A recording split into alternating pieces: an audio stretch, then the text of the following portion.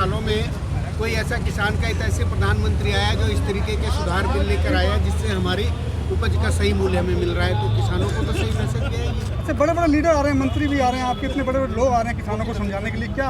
मोदी जी ने कल भाषण दिया, इतनी बढ़िया बात बोली किसानों को, उनको क्या कोई कहीं कैसी रह गई है कि आप जिले या हर बड़े बड़े लीडर का मतलब क्या है? मोदी जी हमारे लीडर हैं, उन्होंने बात कही, हम सब कार्यकर्ता हैं, उनकी बात को क्षेत्र में लेके जाना है और सभी हम कार्यकर्ता हैं भारतीय जनता पार्टी के। हमारे यहाँ लीडर बड़ा कुछ नहीं होता, मोदी जी लीडर है हमारे और हम सभी कार्यकर्ता हैं, उनकी बात को नीचे तक ले जाते हैं। वीरेंद्र जी, यहाँ कार्यक्रम किया, काफ़ी सफल प्रोग्राम रहा जी आपका, क्या कहना चाहेंगे इस कार्यक्रम के बारे में? देखिए, ये प्रोग्राम मेरा नहीं था, ये प्रोग्राम हमारे बाहरी जिले का था, जिसमें हमारे बजरंग शुक्ला जी, मनोज शौकीन जी और मेरे तीनों महामंत्री और हमारी दिल्ली देहात के सभी किसान जो खुद चाह रहे थे कि एक ऐसी किसान महापंचायत हो जिसमें हम अपना समर्थन आपको दिखा सकें कि हम मोदी जी के साथ। इस पंचायत से लोग बैठे हैं, वोटर में किसान लोग बैठे हुए हैं, तो उनको बुलाओ एक बार। सर आप ही बुला सर का सर आप पूरा कर लीजिए। ये जो कार्यक्रम आज किया महापंचायत का,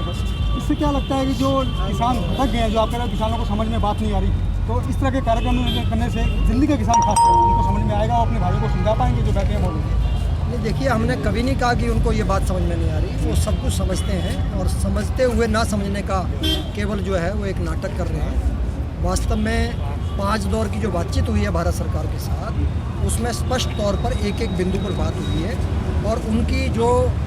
सरकार को लगा कि जो संशय थे दूर करने के लिए कुछ करना भी है, तो वो एक प्रस्ताव भारत सरकार ने उनको भेजा है,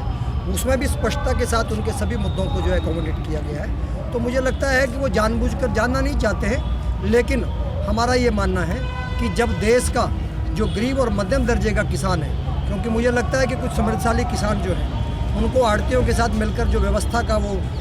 इस्तेमाल करके जो छोटे और मध्यम दर्जे के किसानों का शोषण करते थे, कहीं ना कहीं वो लोग उस व्यवस्था को जारी रखना चाहते हैं। हम चाहते हैं कि मार्केट जो है वो छोटे किसान तक भी पहुंचे, बाज़ार उसके घर तक पहुंचे, उसके दरवाजे तक पहुंचे, तो वो उसको रोकने का एक कोशिश कर रहे हैं और 2022 तक आय दुगनी हो जाएगी, तो उनको लगता है कि आगे हमारा राजनीतिक भविष्य नहीं होगा। तो इन सब बातों के कारण कुछ राजनीतिक पार्टियां भी उनके पीछे हैं, पर मैं उनसे भी पूछना चाहता हूं कि पिछले 70 साल उन्होंने राज किया, किसानों के लिए उन्होंने क्या किया। और केजरीवाल साहब से पूछना चाहता हूं कि उन्होंने जो यहाँ के लोकल किसानों की जो ज़मीन है उनको कब्जा करने का काम किया। आज जो 12 जो मंडियाँ हैं दिल्ली के अंदर किसानों की, जो किसानों को जहाँ पर गाड़ी खड़ी करनी है, किसानों को जहाँ ठहरना है, उनके किसान भवन हो, उनकी गाड़ी खड़ने की जगह खड़ी हो, उनके सामान बेचने के जो फड़ हैं उन पर उनके लोग कब्जा किए बैठे हैं। तो जो लोग किसानों की ग्राम सभा की ज़मीन हड़पना चाहते हैं, जो मंडी की उनकी ज़मीन को हड़प रहे हैं, वो क्या किसान का भला करेंगे? तो मुझे ये लगता है वास्तव में अब देश का बड़ा हिस्सा जो किसान है, लगभग 15 करोड़ जो किसान है, उसमें मेजॉरिटी ऑफ द 99.99% किसान जो है वो जाग चुका है। चंद किसान जो है राजनीतिक पार्टियों के भ्रम में किसी एजेंडे के तहत इसका विरोध कर रहे हैं, और निश्चित तौर पर जो है अब किसान जिस तरह से आगे बढ़ रहा है, जिस तरह से किसान सम्मेलनों में भारतीय जनता पार्टी के नेताओं को समर्थन मिल रहा है और प्रधानमंत्री जी को जिस तरह से कल 2 करोड़ किसानों ने सीधा सुना और अपना समर्थन दिया है, तो निश्चित तौर पर अब ये किसान जो है हतोत्साहित होकर जो है ये पीछे हट जाएंगे और भारत सरकार बिल्कुल खुले मन से इनके साथ बात करने को, इनका स्वागत करने को तैयार है। तो मैं उनको कहता हूं कि अगर अब भी उनके मन में कोई संशय है, आए टेबल पर बैठे, हम उसको दूर करने के लिए तैयार हैं। वीरेंद्र जी, जैसे मोदी जी ने कल कहा 18,000 करोड़ रुपया 9 करोड़ खातों में सीधा पहुंचा, एक समय कांग्रेस के प्रधानमंत्री ने कहा था भी 100 रुपये बेचते हैं, 10 रुपये नीचे पहुँचते हैं, तो कहीं ना कहीं ये जो बात है किसानों के लिए हित में हुई, कल किसानों को कुछ समझ में आया इससे? देखिए, किसानों को तो जब से मोदी सरकार के अंदर में आई है तभी से समझ में आ रहा है। आप देखिए ना कि एक बटन दबाने से सीधा उनके खाते में पैसे जा रहा है। और उन्होंने क्या बात कही थी कि 1 रुपया भेजते तो 15 पैसे पहुंचते हैं, तो वो बीच में घिस के औरों के जेबों में डल जाता था। और जहाँ तक आपने प्रोग्राम के बारे में तो मुझे कहा कि प्रोग्राम तो हमारा कोई भी प्रोग्राम अपना नहीं होता, वो संगठन का प्रोग्राम होता है। ये हमारा भाजपा संगठन का प्रोग्राम था और इस प्रोग्राम में जितने भी मेरे दिल्ली देहात से किसान आए हुए थे उन सब का समर्थन मोदी जी के साथ है और दिल्ली का कोई भी किसान बॉर्डर पर नहीं बैठा।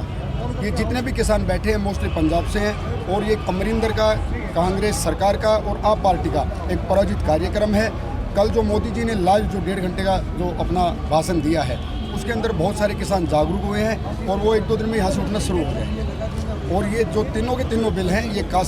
किसान के हित में है, उसको आत्मनिर्भर बनाने के लिए, उसकी आय को दोगुना करने के लिए। मतलब अभी कह रहे हैं आपके लोगों ने कहा भी कहीं ना कहीं समझौते की बात होती है, अगर कोई आपसे बात की बैठ के होती है टेबल पे तो उसमें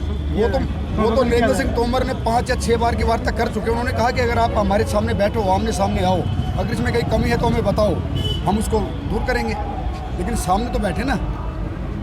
सर क्वेश्चन और लास्ट, जो यूनियंस बैठी हैं वहाँ पर बॉर्डर पे, उनको आप क्या संदेश देना चाहते हैं? जो देखिए, उनसे हम संदेश यही देना चाहते हैं कि वो भोले भाले किसान हैं, वो कुछ दलालों की बातों में ना आए